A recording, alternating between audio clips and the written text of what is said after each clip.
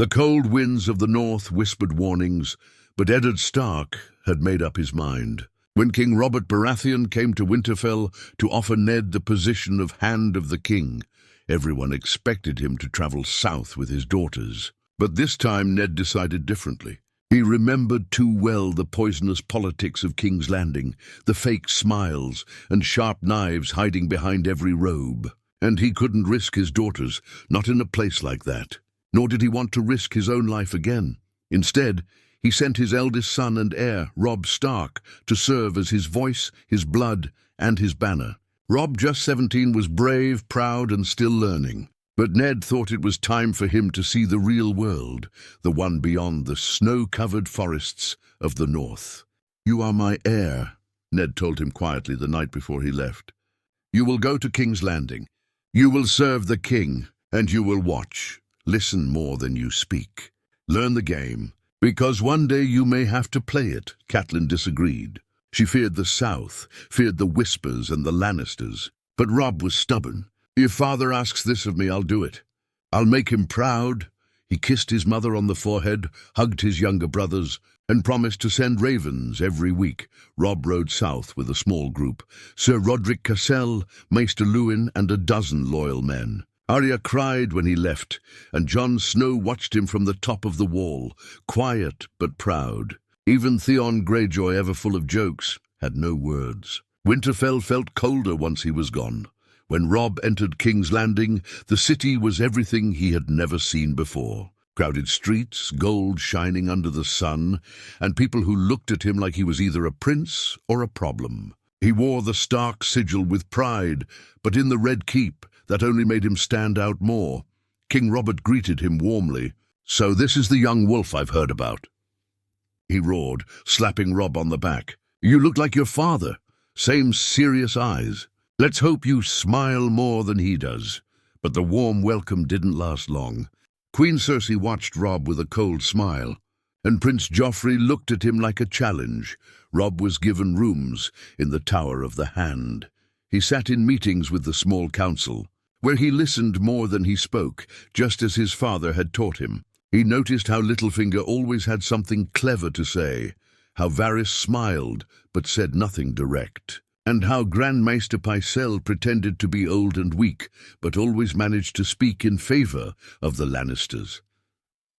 Sansa wasn't there. Arya wasn't either. Robb missed them, but he stayed focused. He wrote letters to his father, full of details. Who said what, who met with whom, and how many times Joffrey acted like a spoiled brat. Ned wrote back, proud but cautious. "Watch your back, Robb. Trust no one until they've proven themselves." Things changed quickly in King's Landing. Tension grew between the Starks and the Lannisters. Robb heard whispers of past betrayals and quiet killings. And then came a surprise. A hunting accident in the Riverlands involving Sir Gregor Clegane, the Mountain, attacking innocent villagers. Robb stood up in council and spoke. "This is a crime against the realm. Justice must be done." Cersei narrowed her eyes. "And who will carry out that justice? You, boy?" Robb didn't flinch. "I speak for my father. And if justice is denied, the North will remember." The room went silent. For the first time, the small council saw not just a boy, but a wolf in the making. Robb had never felt more alone in his life.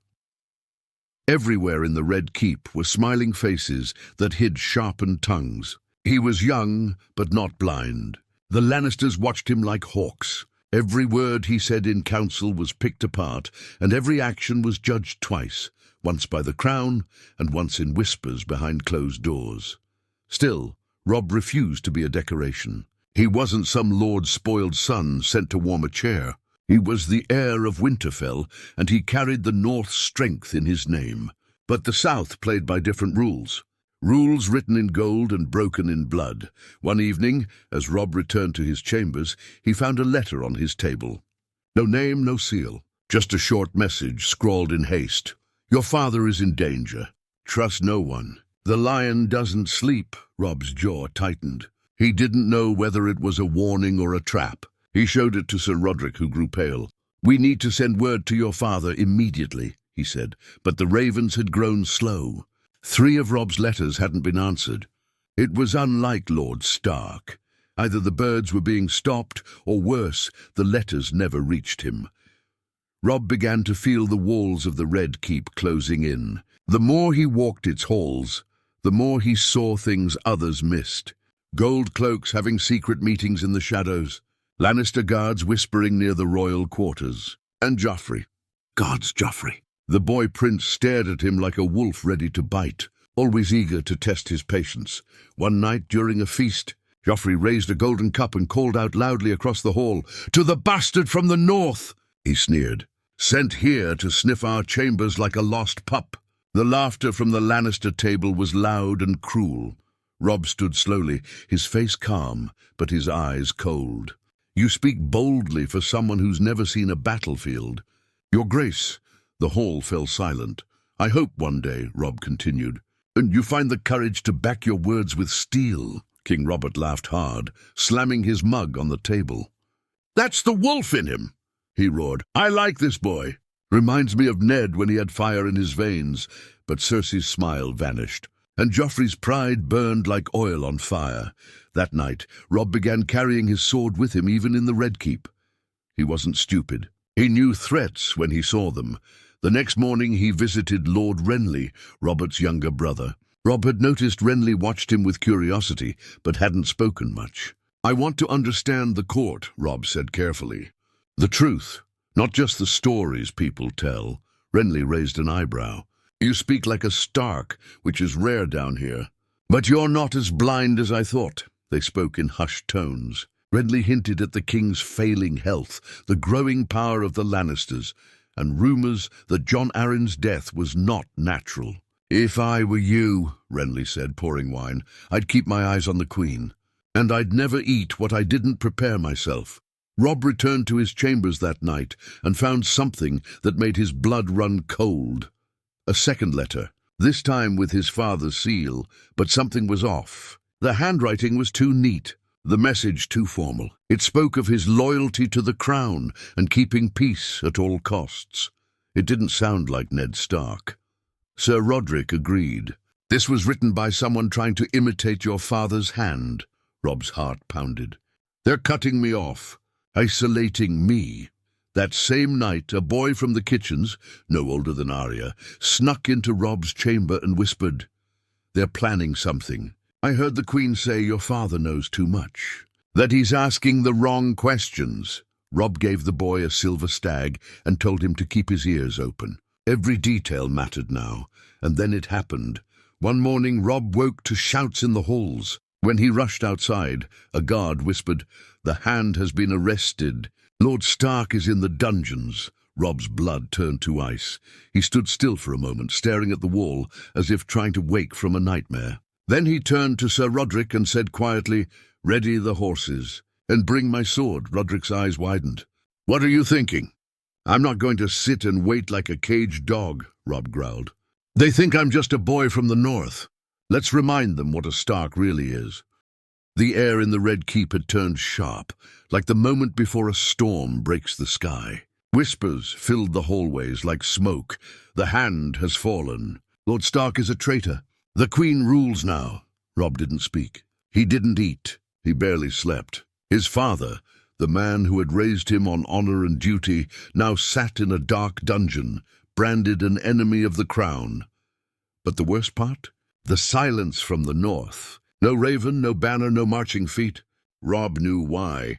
He was supposed to be the voice of Winterfell, and they had caged him just as much as they'd caged his father. Sir Roderick urged him to flee. "We can leave quietly, ride back to Winterfell and rally the bannermen." "You can raise the north." "No," Robb said, eyes hard. "If I run, they'll kill my father. And they'll say I admitted guilt." He had only one move left. He had to outplay the Lannisters at their own game. The next day, he requested an audience with King Robert, only to be told the king was unwell. He tried again the next day. Still nothing? The king was hidden away, kept drunk and drugged by Pycelle and Cersei. Robb knew it now. Robert was no longer king, not really. Cersei wore the crown in all but name. Desperate, Robb took a risk. He went to Varys. The spider greeted him in his usual soft voice. "Ah, the young wolf. You've been pacing these halls like a caged lion. My father sits in chains, Robb snapped. Tell me who put him there. Varys only smiled. Everyone, and no one. The game is played by many hands. I don't want riddles, Robb growled. I want truth. Varys stepped closer. Then hear this, my lord. Your father discovered the truth about Prince Joffrey, that he is no true son of Robert. That's why he was removed. And that's why you're next. Robb felt the weight of it settle over him. He remembered the strange way his father had spoken of Baratheon blood, how all of Robert's bastards had black hair, but Joffrey did not. Cersei and Jaime, twin lions. The truth was a sword, sharp and deadly. I want to see my father, Robb said. You can't, Varys replied. Not without Cersei knowing. And if she knows, she'll move faster. Robb left that night feeling like the ground beneath him was breaking apart. The next morning he received a formal summons. Prince Joffrey requests your presence in the throne room. The note was written with honeyed words, but the meaning was clear, a warning or a trap. Maybe both. Sir Roderick tried to stop him. They're baiting you. They want you to act out, so they can accuse you too. I know, Robb said calmly, strapping on his sword. But I won't be their prisoner. When he entered the throne room, the air was thick with tension. The Queen stood beside the Iron Throne. Joffrey sat on it, legs crossed like a child playing with fire. Littlefinger was there, and Pycelle, and dozens of gold cloaks lined the walls. Robb Stark, Joffrey said, voice sharp with pride. Your father has betrayed the realm. What do you have to say in his defense? Robb looked around the hall. All eyes were on him. One wrong word, one wrong move, and he'd join Ned in the dark below. My father is a man of honor, he said, voice steady. He served your father loyally. If he acted, it was only to protect the realm from lies. Lies. Joffrey sneered. So you admit he accused my mother? Robb didn't answer. Do you swear loyalty to the crown? Cersei asked. Robb met her eyes. I serve the realm, but I will not kneel while my father rots for speaking truth. The room tensed. Joffrey stood up. Seize him. The gold cloaks stepped forward, but before they could reach him, Robb drew his sword and shouted, Winterfell remembers. In a flash, Sir Roderick burst through the side doors with loyal Northmen, steel clashing against gold. The hall turned into chaos. Robb ducked, sliced, and pushed through the guards, not to kill, but to escape. He fought like a wolf backed into a corner as they broke through the rear doors. A hidden alley led them out of the Red Keep, bloodied but alive. Robb rode hard through the narrow streets of King's Landing, torchlight behind him. The Queen's fury burning in the distance. He had escaped. But barely. Now he had only one goal, ride north, raise the banners, and start a war. The rain poured over Robb's cloak as he crossed the southern border of the Riverlands. His face was stained with travel, his knuckles still bruised from the escape, and his sword never left his side. But there was fire in his heart now, and fury behind every step of his horse. He had ridden hard for days, through forests and farmland, barely stopping to rest. Sir Roderick had stayed behind in King's Landing, buying him time by creating distractions and misleading the gold cloaks. Robb didn't like it, but he had no choice. Sir Roderick had said one thing before parting, get to Winterfell. You're not just a son anymore, Robb. You're the wolf now. By the time he reached Riverrun, news had already spread. Ned Stark had been accused of treason, imprisoned for speaking lies about the Queen and her children. The capital claimed he'd tried to seize the throne in Robert's absence. But Robb knew the truth. The Lannisters had stolen more than a throne. They'd stolen his father's honor. At Riverrun, he was welcomed by Hoster Tully's bannermen, though the old lord was sick and fading. Catelyn's brother Edmure met him with worried eyes. The Riverlands are in chaos, cousin. The mountain burns villages. Lannister forces are moving. Your father's arrest has shaken the realm.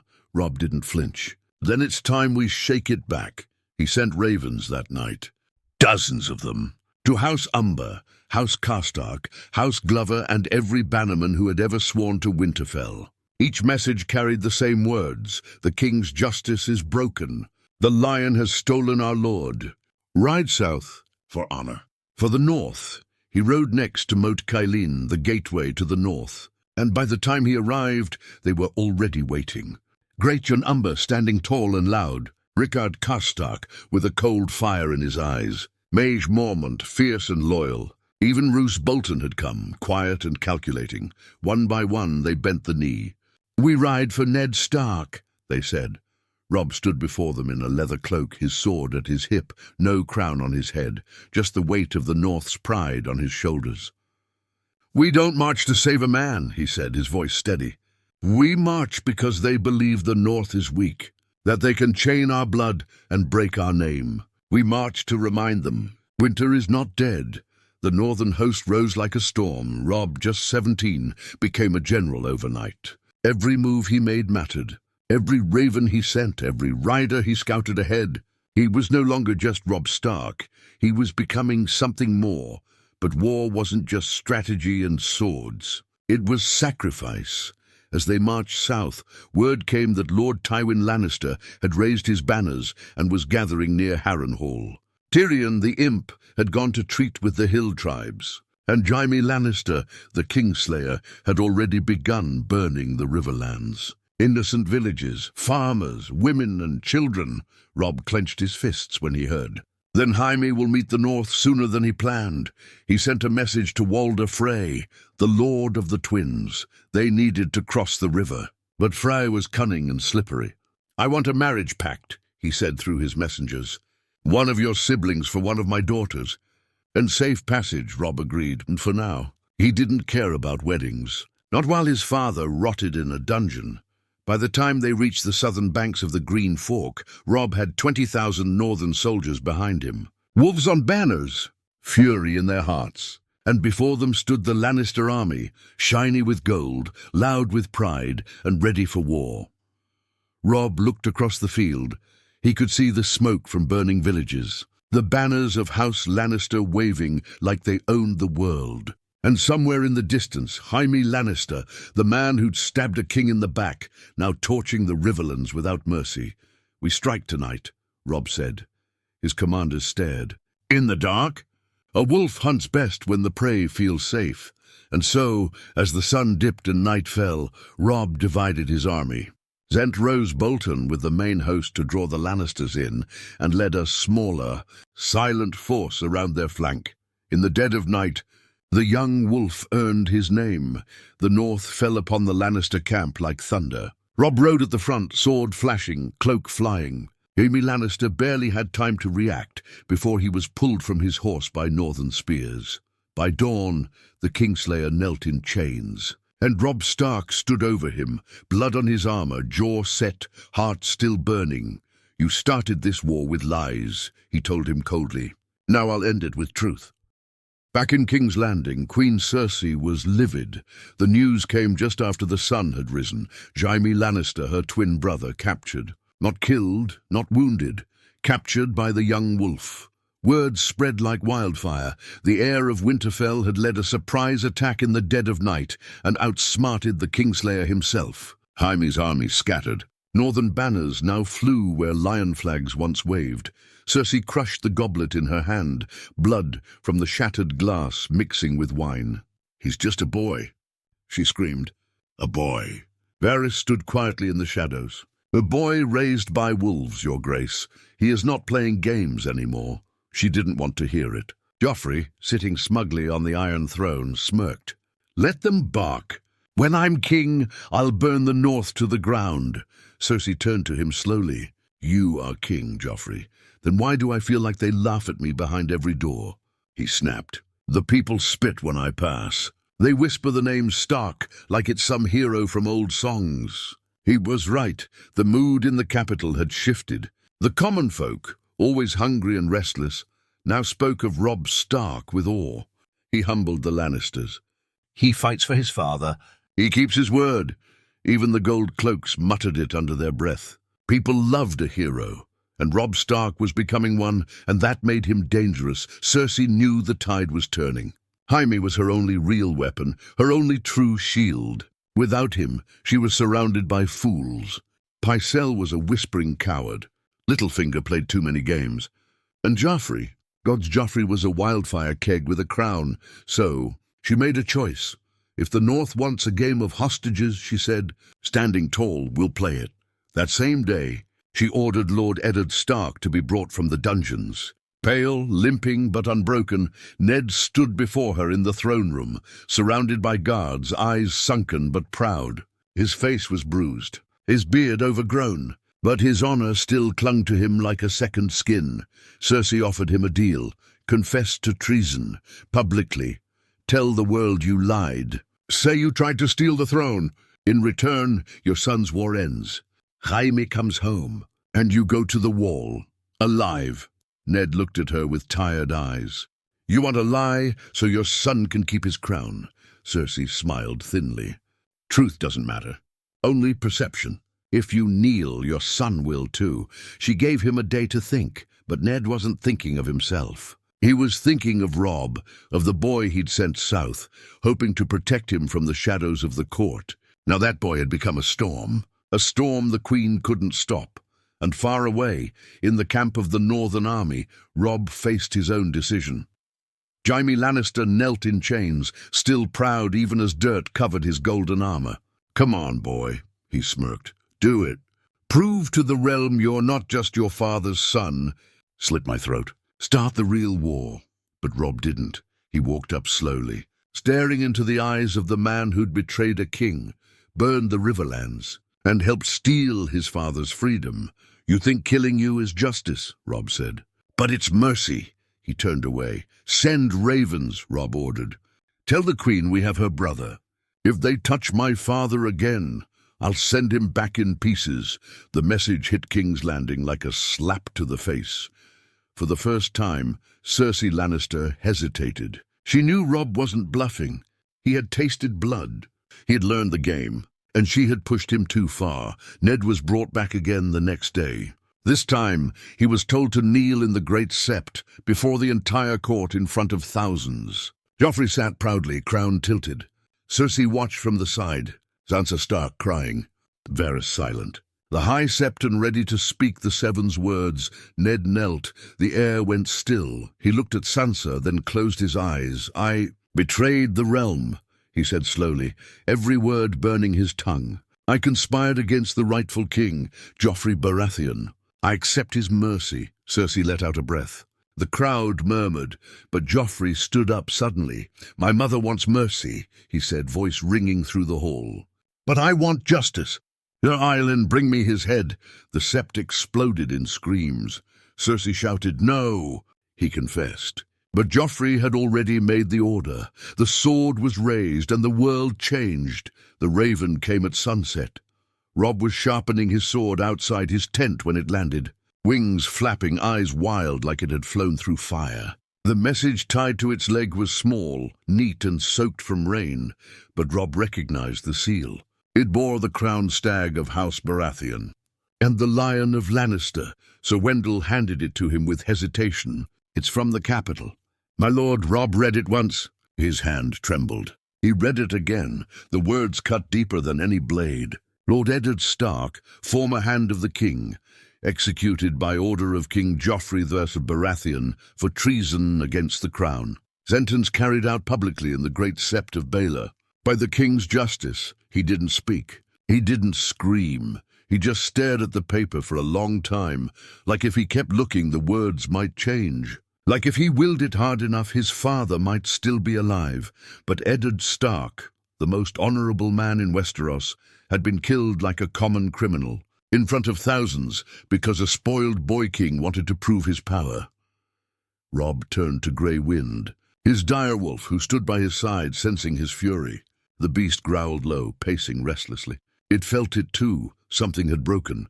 Later that night, Robb called a war council. The great tent was filled with voices, blades, and the sound of anger. Great Yonumber slammed his fist on the table. No more talks. No more messages. The boy king wants blood. We give him rivers of it. Rose Bolton, quiet and pale, simply said, the rules are gone now. There is no law but steel. Even Lady Maege Mormont, small but fierce, stood up. If the Lannisters think they can murder a Stark and sleep well, they've forgotten the North. But Robb said nothing at first. He stood before them, face pale, knuckles white, the letter still in his hand. Then, quietly, they promised mercy. My father confessed. He gave them what they wanted, and they killed him anyway. He raised his eyes, now hard as northern ice. This isn't just war. This is vengeance. A silence fell over the tent. Then one voice, an old northern lord, stood and shouted, "The king in the north!" Another followed. Then another, and soon the whole tent echoed with voices calling out the same thing. "The king in the north! The king in the north! The king in the north!" Robb didn't speak at first. He wasn't ready for a crown. He didn't want to rule. He wanted to rescue. But now there was no rescue left. Only revenge and war. He stepped forward, lifted his sword, and said, "I will not kneel to Joffrey Baratheon. I will not serve a crown that kills fathers and calls it justice. The North will not bow again." He didn't crown himself with gold. He didn't need to. He was crowned with rage. And in King's Landing, Cersei began to understand the price of what they had done. She had begged Joffrey to spare Ned. She knew the Starks wouldn't take it quietly. But the boy king had laughed in her face. "I am the king," he'd said. "They'll fear me now." But fear wasn't the only thing they had stirred. The Riverlands were already burning. Now the North had risen completely. More than 20,000 men marched under Stark banners. Wolves howled in the dark. Frey crossings were claimed. Lannister scouts disappeared. The crown was losing control faster than it could lie. And worse, Sansa Stark was still in the Red Keep. She had fainted when her father's head was taken. Now she was locked in her room, a prisoner dressed in silk. Joffrey visited her daily, grinning like a child with a broken toy. "You will still be my queen," he whispered. "After all, you're the daughter of a traitor. What better punishment than to marry your father's killer?" Sansa didn't cry anymore. Her eyes were dead, but deep inside her something cold was growing, a kind of quiet, burning hatred. Meanwhile, in Robb's camp, Jaime Lannister remained in chains. When he heard the news of Ned Stark's death, he smirked at first, until he realized what it meant for him.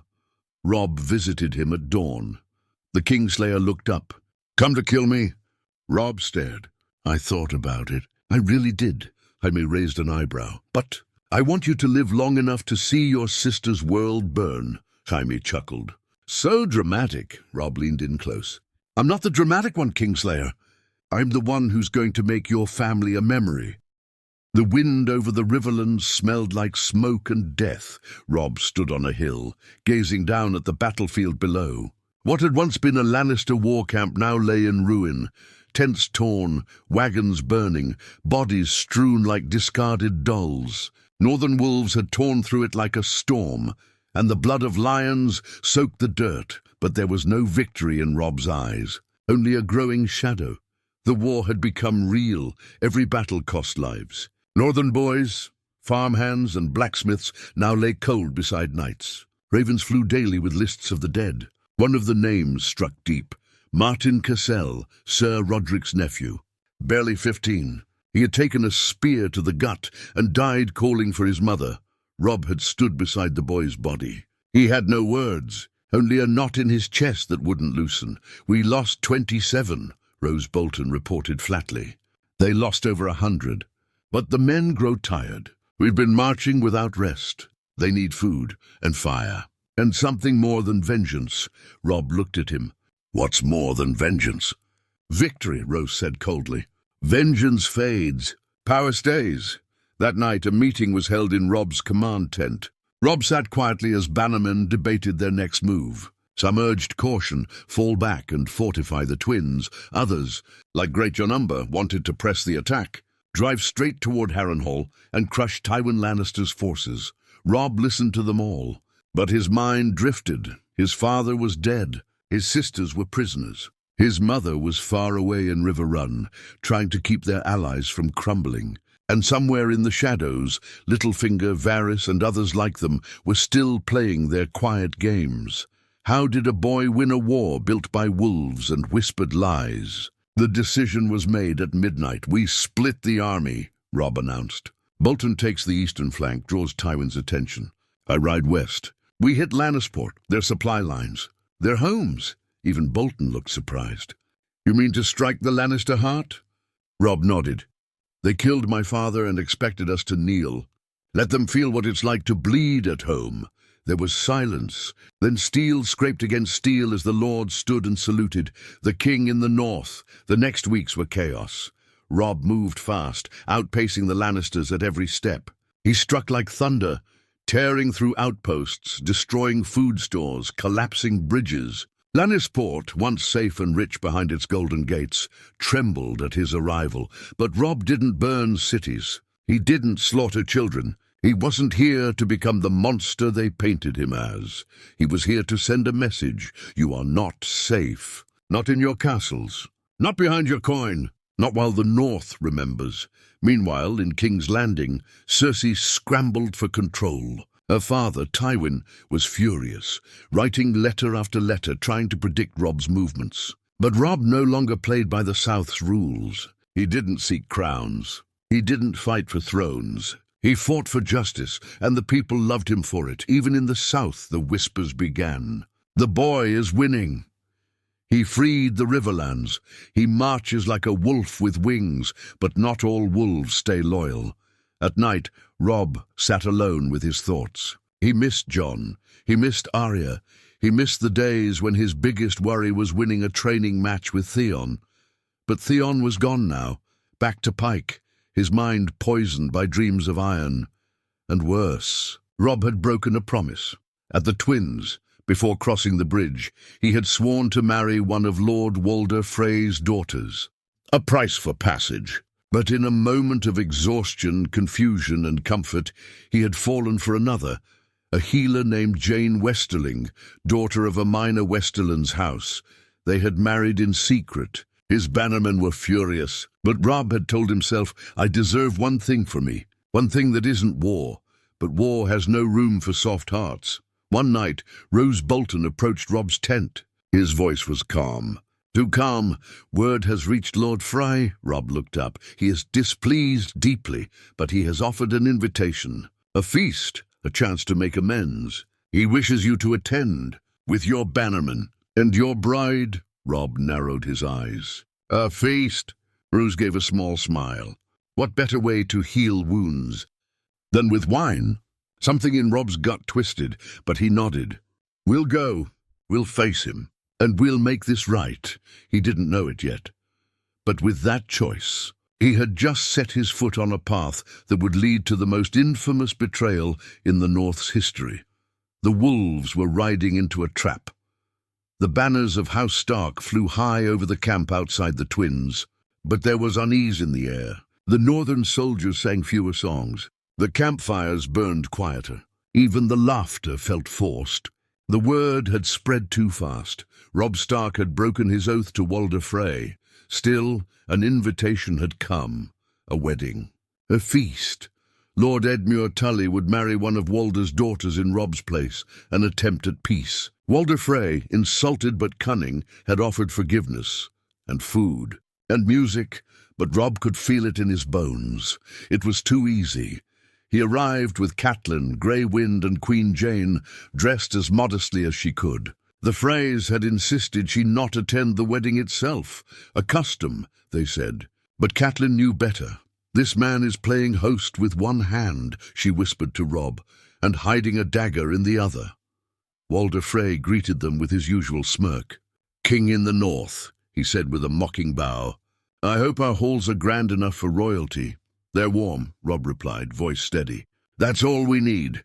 The wedding began with awkward smiles and forced pleasantries. Edmure was shocked to find his bride, Roslyn Frey, was not only fair but gentle and soft-spoken. For a moment there was real laughter, real music. The scent of meat and bread filled the air, and wine poured freely, but Catelyn never touched her cup. Neither did Robb. They watched. They waited, and they noticed something was off. The doors were closed. The Frey guards had doubled. Grey Wind, tied up outside the hall, began to howl, a low, eerie sound that cut through the music like a knife. Catelyn's eyes searched the hall. Her hand trembled as it reached for her knife beneath the table. Then the music changed. The strings of the band shifted into something slow, somber, the rains of Castamere. Robb looked up. His breath caught. Walder Frey stood, smiling wider than ever. "My lords, I've always said," he croaked, "the North has strong blood, but not strong enough." Then the slaughter began. Crossbowmen pulled their weapons from under the musicians' cloaks and let loose. The first bolt hit Robb's shoulder, spinning him in his chair. The second struck Catelyn's side. She screamed. Chaos erupted. Men screamed. Tables flipped. Blood painted the stone floors. Robb tried to rise but fell. Guards swarmed in, stabbing northern men who hadn't even drawn swords yet. Great John Umber managed to grab a knife and slit 2 throats before being overwhelmed. Catelyn tackled a young Frey boy, pressing her blade to his neck. "Let my son go, or I swear I'll—" But Walder only smirked. "Kill her." Before Robb's eyes, a knife slit across his mother's throat, and she fell without a sound. Robb couldn't move, couldn't think. Then came the final blow. Roose Bolton stepped from the shadows, his armor untouched by blood, his voice calm as ever. "The Lannisters send their regards." He stabbed Robb through the heart. Time stopped. The hall echoed with screaming. Then silence. The young wolf, Robb Stark, heir of Winterfell, king in the north, was dead. The next morning, a Frey soldier cut off Robb's head and sewed the head of Grey Wind to his body. They paraded it like a trophy. A warning. A twisted joke. The message was clear. The North remembers. But the South forgets mercy. But the Lannisters had miscalculated. They had broken the rules of hospitality, an unspoken law older than thrones. They had killed not only a king, but honor itself. And far away, the realm trembled. In Winterfell's ruins, Jon Snow, now a brother of the Night's Watch, clenched his fists as the news reached the wall. His brother was gone. His father murdered. The family he once knew shattered. In Essos, Arya Stark, still hidden under false names, heard whispers in the taverns. "The Red Wedding," they called it. Her hands shook as her list grew longer. Walder Frey, Roose Bolton, Cersei Joffrey, and in the Vale, Sansa Stark, still prisoner in the lion's den, wore a smile less often and a mask more often. Her dreams were now filled with wolves and fire. They had killed a Stark, but they hadn't ended the line. Epilogue: years would pass. Banners would change. Thrones would rise and fall. But the Red Wedding became a ghost that haunted the South, and in every dark corner of Westeros the whisper remained, "You can kill the wolf." But winter always comes.